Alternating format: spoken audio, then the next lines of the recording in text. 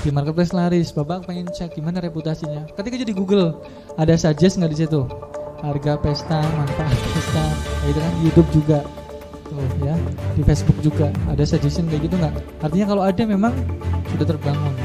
Tapi karena laris, karena algoritma itu lain cerita. Ya, lain cerita tuh kayak gimana? Nah nanti kan kalau pemainnya udah semakin banyak, algoritma pasti berubah.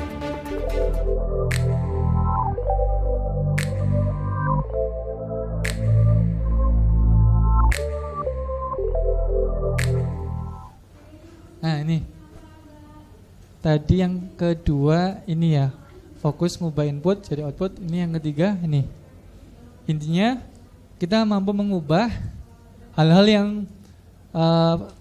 biasanya diperdebatkan menjadi tidak diperdebatkan ya, kualitatif menjadi kuantitatif ya. Contoh nih tadi ngepel yang bersih, nah gimana tuh ngepel yang bersih itu kualitas ya. Kalau lah sudah ada supervisornya, bisa debat itu. Ini menurut saya udah bersih. Nah, itu mungkin didefinisikan di performance itu, bersih itu seperti apa. Tidak ada sama sekali bercak, kecap, saus, sambel kayak gitu misalkan ya. Bisa buat ngaca kita gitu, contohnya. Ya, dan lain sebagainya ya. Intinya tergantung di situ sesuatu yang memang bisa diukur kayak gitu ya.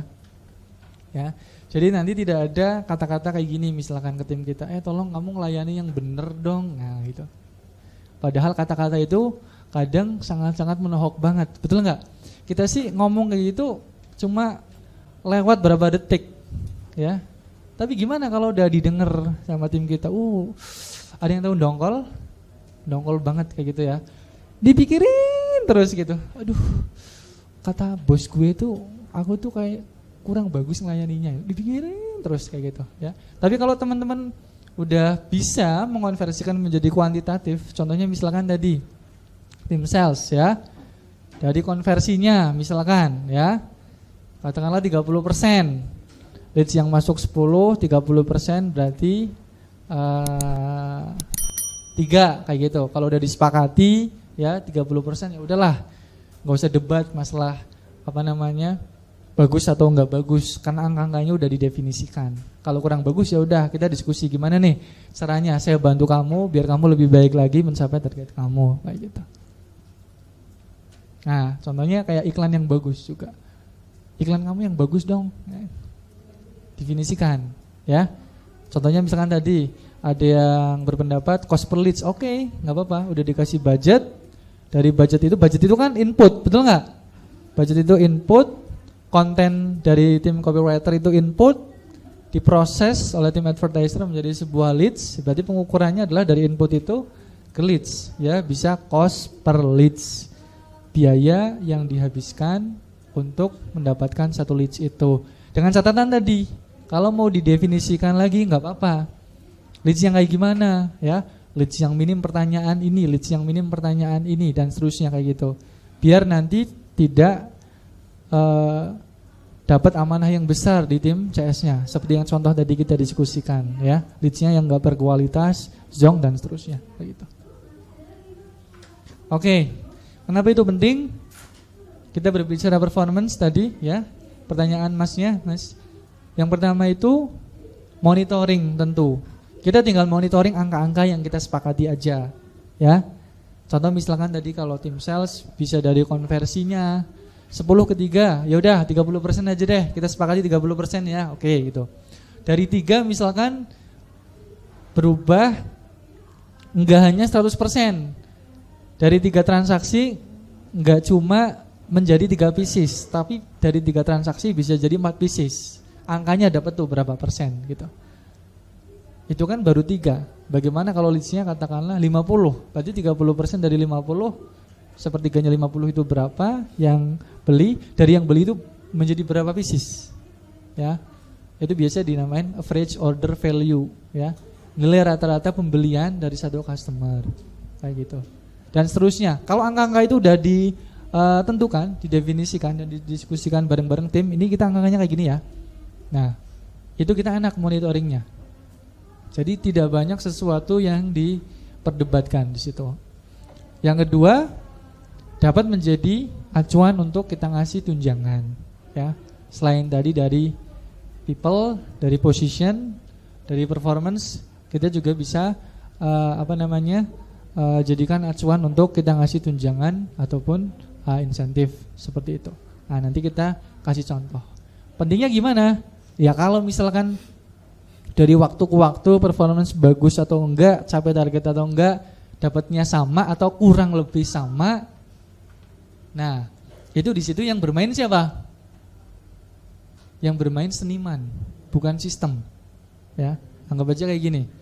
Anggap aja di tim itu, ya, dengan sistem insentif yang hampir semuanya sama atau bahkan flat, ya, itu nanti yang muncul tuh seniman. Oh, dia bagus, ya, dia capai target. Tapi kalau ada orang baru dan orang yang bagus itu keluar, kira-kira gimana? Apa yang terjadi? Kalau nggak pakai kayak ginian, ya bisa jadi dia mikir, loh, kerjaanku kayak gini ataupun enggak, kan pendapatannya hampir sama, betul nggak? Nah, kayak gitu, ya.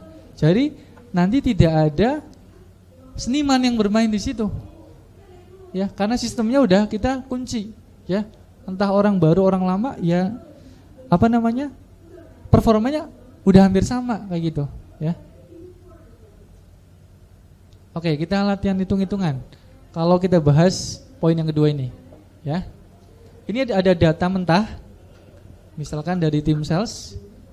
Ada leads yang masuk, new customer, contohnya 10 calon customer, ya, 10 transaksi 3, dia bisa mengkonversikan menjadi 4 order, kayak gitu, ya.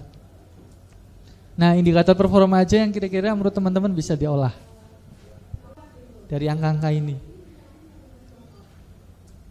Pertama, tingkat konversinya, betul nggak?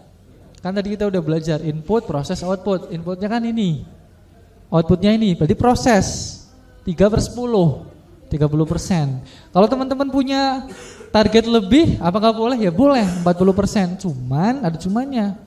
Di tim marketing juga harus, iya, SOP-nya kudu jelas kayak gitu. 40% berarti kan ibaratnya kayak kualitas leads bagus, waktu diskusi dengan tim sales enggak banyak. Artinya dari proses marketingnya itu sudah makin memahamkan customer dengan produk kita, kayak gitu. Itu boleh-boleh aja naikin kayak gitu. Makanya tidak ada angka acuan, karena berbeda seni, berbeda variabel, ya enggak? Ada variabel masing-masing kayak gitu. Oke. Nah, apalagi? Ya ini. Ada 3 customer input, betul enggak? Bisa menjadi berapa pieces? Output kan? Prosesnya apa itu? Berarti bagaimana skill persuasifnya untuk mengubah 3 orang menjadi beli katakanlah 6 pieces, enggak 3 pieces. Artinya performa ke perusahaan kalau mengubah 3 jadi 6 pieces, 3 pieces jadi 6 pieces, berarti kan naik 100%. Ya enggak kayak gitu, ya. Padahal itu hal-hal yang masih dia bisa kontrol. Nah, teman-teman juga bisa insentifnya juga itu diperhitungkan juga. Betul Pak, jadi kayak gini Pak. Sebenarnya kalau yang paling mudah banget kalau pakai Excel itu sebenarnya ini kan lebih advance ya, menggabungkan banyak rumus jadi satu, betul kan? Sebenarnya Pak kalau yang lebih mudah itu di tiap indikator ini ada kolom insentif. Misalkan insentif 1, insentif 2, insentif 3, insentif 4. Contoh ya Pak.